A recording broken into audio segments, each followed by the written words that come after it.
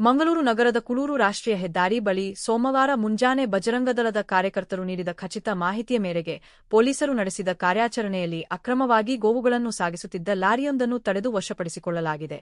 ಲಾರಿಯಲ್ಲಿ ಯಾವುದೇ ಮೂಲಭೂತ ಸೌಕರ್ಯಗಳಿಲ್ಲದೆ ಅತ್ಯಂತ ಕ್ರೂರ ಹಾಗೂ ಹಿಂಸಾತ್ಮಕ ರೀತಿಯಲ್ಲಿ ಒಟ್ಟು 23 ಗೋವುಗಳನ್ನು ಕಿರಿದಾದ ಜಾಗದಲ್ಲಿ ಕುರಿತು ಸಾಗಿಸಲಾಗುತ್ತಿತ್ತು.